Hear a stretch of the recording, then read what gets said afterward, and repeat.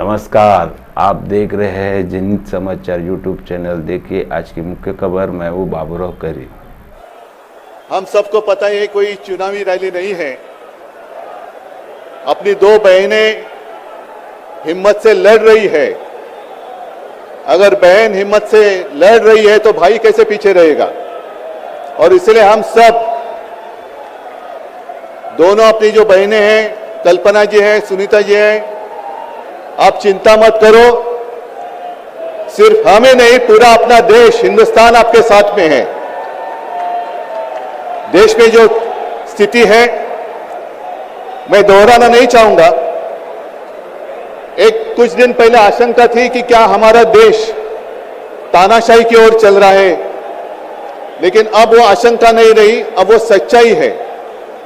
अगर बीजेपी सरकार को ऐसे लग रहा होगा कि अरविंद जी को अरेस्ट किया, हेमंत जी को अरेस्ट किया तो लोग डर जाएंगे, लेकिन उनको आज तक पता नहीं, उन्होंने अपने देशवासियों को कभी पहचाना नहीं। मेरे भारत का हर कोई डरने वाला नहीं, लड़ने वाला है। और अगर हिम्मत है तो बाकी आपकी सारी एजेंसीज है, ईडी, सीबीआई, इनकम टैक्स, जैसे हम इंडिया गठबंधन बनाकर सबके सामने आए हैं। अगर आप में हिम्मत है तो बीजेपी को मैं कहता हूं, चुनौती देता हूं कि बाकी सारी लोगों को छोड़ दो, आप सीधा आपके बैनर पर लगा दो कि बीजेपी के साथ जो तीन साथी पार्टी है वो ईडी, इनकम टैक्स और सीबीआई है। लेकिन अब समय आया है, कितने दिन तक हम उनकी आलोचना करते रहेंगे। अब तो उनका सपना ऐसा है कि 400 पार। मैं पूरे देश को आह्वान करना चाहता हूं कि एक व्यक्ति और एक पार्टी की सरकार देश के लिए खतरनाक हो गई है। और अब वो समय आया है कि एक पार्टी और एक व्यक्ति की सरकार नहीं चलेगी।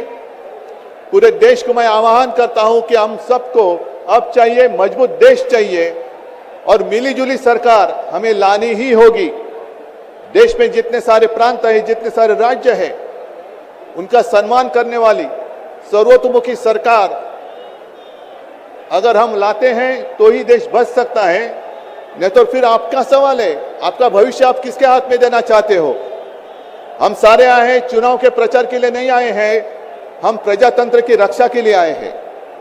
और कैसी सरकार है। अरविंद जी के ऊपर इल्जाम लगा दिया, डाल दिया जेल में। हेमंत जी के ऊपर इल्जाम लगा दिया, डाल दिया जेल में। ये कौन सा तरीका है।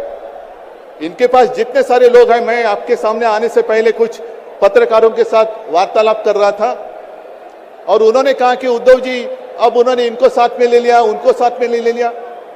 जिनके ऊपर भ्रष्टाचार के आरोप खुद भाजपा ने लगाए थे, उनको उन्होंने वॉशिंग मशीन में डालकर साफ सुथरा नहला धोला कर अपने मंच पर विराजित कर दिया। तो आप क्या विश्वास रख सकते हैं। जितने देश में भ्रष्ट लोग हैं, उन सारे लोगों को इकट्ठा लेकर बीजेपी देश को विकास के राह पर लेके जा सकता है। भ्रष्ट लोग देश का विकास कर सकते हैं। तो ये सारी उनकी जो बातें हैं, आज जो अपनी रैली है, किसी ने कहा कि बीजेपी ने इस रैली को ठगों का मेला कहा है। क्या आप सारे लोग ठग हैं। मेरे देश के वासी, मेरे देश प्रेमी लोग क्या ठग हैं। ये तो भ्रष्ट लोग हैं, भ्रष्टाचारी लोग हैं जो भाजपा में है, जुमलेबाज लोग हैं। और मैं ये भी जानता हूं, मुझे याद है कि कुछ दिन पहले उत्तर भारत के सारे किसान दिल्ली आना चाहते थे, नहीं आने दिया। उनके जो रास्ते थे उसमें खिले डाल दिए, उनके ऊपर टीयर गैस छोड़ा, लाठीचार्ज किया। तो मैं पूरे देश के किसानों का आह्वान करता हूं, आप अन्नदाता हो, आप अन्नदाता हो, अन्नदाता देवो भव हमारी संस्कृति है।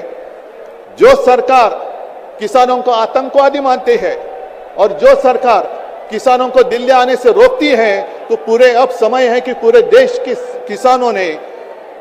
किसानों को आतंकवादी समझने वाली भाजपा सरकार को दिल्ली आने से रोकना होगा। जैसे आपकी राह, उन्होंने आपके रास्ते दिल्ली आने से रोकी थी, वैसे अब किसानों ने बीजेपी को दिल्ली आने से रोकना ही होगा।